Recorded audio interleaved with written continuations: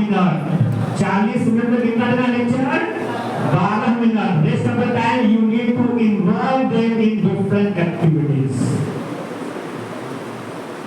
तभी जो है आप बर्डन, अभी एक सर हमारे पास आए थे कि सर इतना जो ज्ञान सुबह से दिया जा रहा है प्रैक्टिकली क्या संभव है? आपको आंसर मिला sir?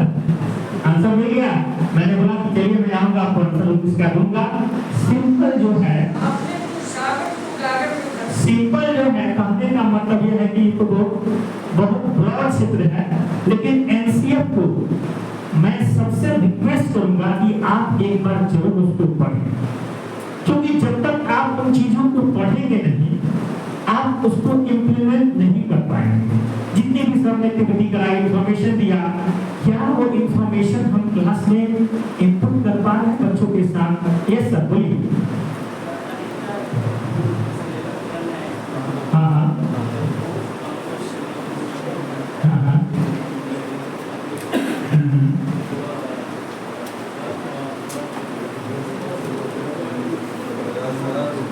Of course it is possible, sir. There is no any limitation and foundation that you have to finish your entire chapters or units within a specific time. At least for grade 6. Sir, just you can think that these all things are developed by CBSE official, academician, intellectual person that prepare the curriculum. Do you know? ये आपका NCF है, NCF किसने बनाया? Who was the chairman of NCF 2005? कौन थे? Yes? No. NCF के chairman कौन थे 2005 के? प्रोफेसर यशपाल। प्रोफेसर यशपाल की अध्यक्षता में 35 मेंबर्स इंक्लूडिंग हम प्रिपेयर नहीं है। 40 मिनट का क्लास अलाउड किया गया है, तो कोई जरूरी नहीं है कि आप you can have different type of activity. कुछ भी आपका पर्पस क्या है? हमको आउटकम देना है। क्लास का पर्पस यही है। और एक चीज और ध्यान रखिएगा कि लर्निंग ऑब्जेक्टिव्स और लर्निंग आउटकम ये दोनों बहुत इंपॉर्टेंट हैं। जैसे आप 30 डेज किसी जगह काम करते हैं, पर डे जैसे आज आपने 8 घंटे काम किया तो आपका साथ क्या होगा? भाई हमने जो मिलता है कि मुझे दे दीजिए, बोलते हैं ना, चाहे वो लेबर के रूप में हो चाहे एम्प्लॉय के रूप में, यही होता है। वैसे ही आप अगर 5 क्लास पर डे लेते हैं तो उसमें आपका आउटकम क्या है? हर क्लास का जब आउटकम निकालेंगे तो जब एक दिन से शुरू करेंगे और 30वें दिन पहुंचेंगे तो आपको लगेगा कि नहीं हमारा आउटकम ये है, हम यहाँ थे और यहाँ आ गए। इसलिए टेक्स्ट बुक जो आपका लर्निंग प्रोसेस है, रोड लर्निंग प्रोसेस अभी भी ये बात पर क्यों चलाया जा रहा है? क्यों चलाया जा रहा है? अभी भी हमारे 60% टीचर्स ऐसे हैं विद्यालय में जो जिस तरह की पढ़ाई वो किए थे उसी पैटर्न को आगे फॉलो कर रहे हैं। और अगर आप कर रहे हैं तो आप बच्चे का करियर बर्बाद कर रहे हैं।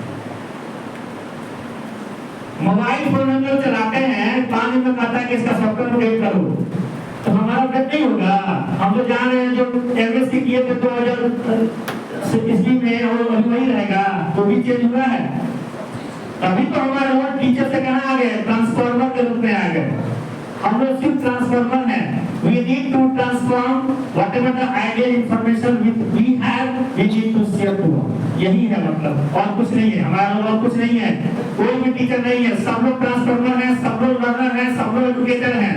बस अंतर यही है कि यह एक ऐसा सेंसिटिव प्लेटफॉर्म है जहां पे आप थर्ड पेरेंट भी हैं। फर्स्ट पेरेंट के बाद second parent mother and third parent कौन है?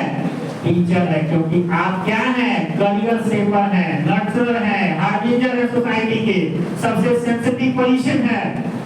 तो एटलीस्ट उस पोजीशन की गरिमा को बनाए रखना है। और वो कब बनेगी? जब हम अपने आप को अपडेट करेंगे कभी। और इसलिए ये जो चीजें हर दिन नया जो अपडेट आ रहा है, जैसे अभी एनसीएफ 24 भी आ गया, तो मालूम है 24 में क्या है?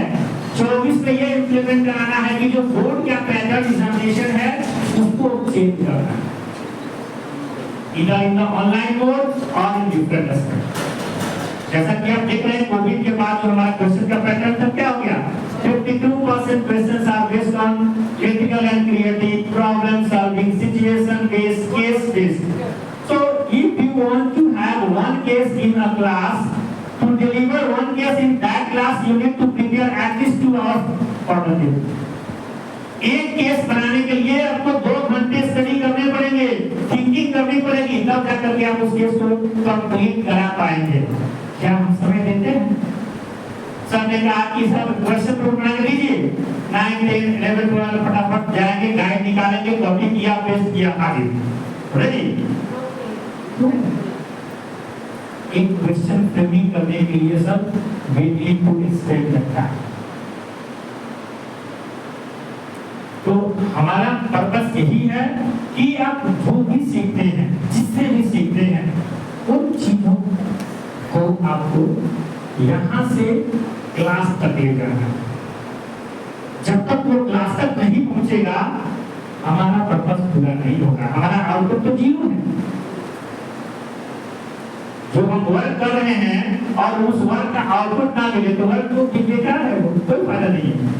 आउटपुट जब 0 है means there is no work, आपने कुछ किया ही नहीं। तो we need to regulate, we need to, और इसके लिए सिर्फ एनसीएफ के लिए 5 पॉइंट लिख लीजिए, वही समझिएगा पूरे एनसीएफ खत्म। अकाउंटेबिलिटी लिख लीजिए, 5 पॉइंट पर ध्यान देना है आपको।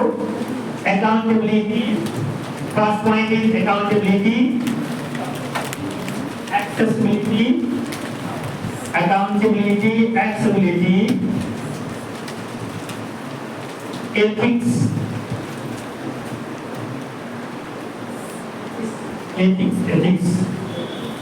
skill, कितने विचार हो गए? Yes sir. और 5वां है learning outcome।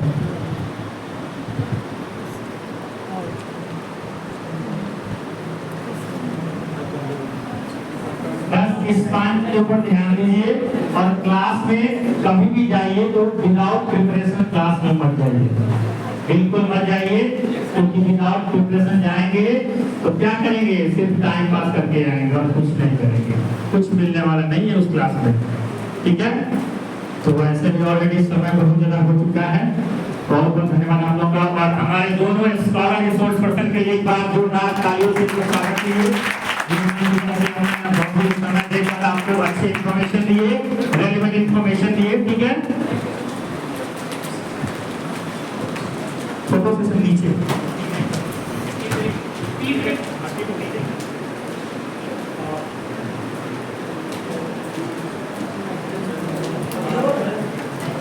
आप लोगों का अटेंडेंस मार्क हो गया है। अभी अपने अपने ओएसिस लॉगिन कीजिए और ऑनलाइन फीडबैक भर दीजिए ताकि आपका सर्टिफिकेट अभी जनरेट हो जाए, ठीक है?